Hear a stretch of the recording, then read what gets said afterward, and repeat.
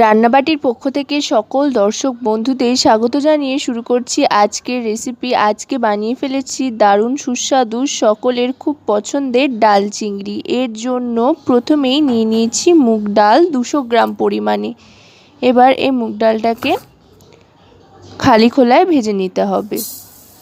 কড়াইতে দিয়ে এবার এই মুগ ডালটাকে একটু লালচে রং আসা পর্যন্ত মিডিয়াম টু লো ফ্লেমে ভালো করে ভেজে নেব। যেই ভাজা মুগ ডালের গন্ধ ছাড়তে আরম্ভ করবে তখন বুঝতে হবে যে মুগ ডালটা ভাজা হয়ে গিয়েছে। তখন জল দিয়ে দিতে হবে।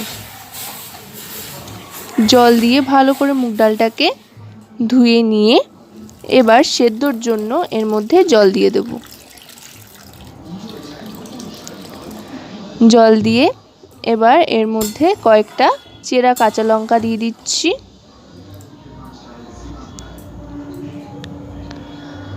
এবার দিয়ে দিচ্ছি পরিমাণ মতো লবণ।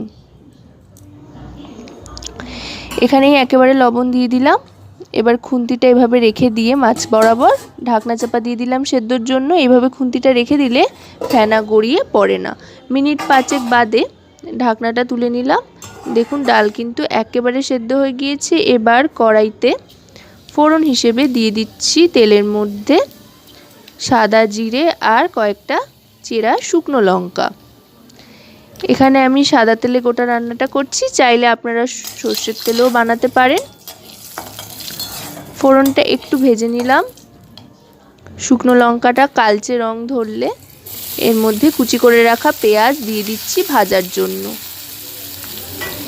এখানে একটা বড় সাইজের পেঁয়াজ কুচিয়ে নিয়েছি।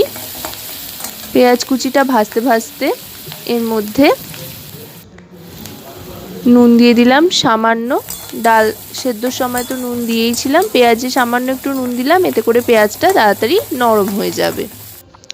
এবার এর মধ্যে দিয়ে দিচ্ছি টমেটো আর আদা রসুনের পেস্ট। এখানে একটা টমেটো আর 1 ইঞ্চি মতো আদা আর 5 কোয়া মতো রসুন একসাথে পেস্ট করে নিয়েছি, সেটাই দিয়ে দিলাম। এবার আদা রসুনের কাঁচা গন্ধ যাওয়া পর্যন্ত ভালো করে মশলাটাকে কষাতে থাকতে হবে মিডিয়াম টু লো ফ্লেমে। এবার এর মধ্যে দিয়ে দিচ্ছি রোস্টেড ধনে আর জিরে গুঁড়ো। এবার দিয়ে দিলাম হলুদ গুঁড়ো। এগুলো সব 1 টিস্পুন করে দিয়ে দিচ্ছি। এবার দিয়ে দিলাম কাশ্মীরি রেড চিলি পাউডার।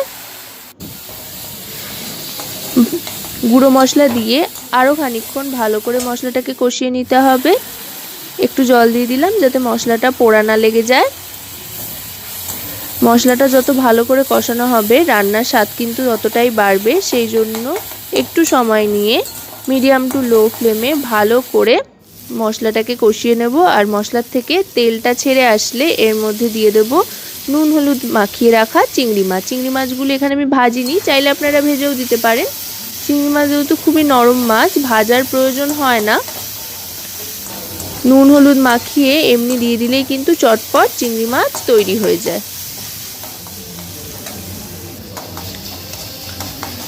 চিংড়ি মাছটা ভালো করে কষিয়ে নেব।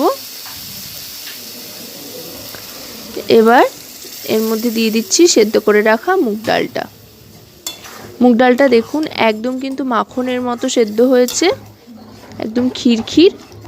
এবার মুগ ডালটা দিয়ে ভালো করে মশলা আর চিংড়ির সাথে মিশিয়ে নেব।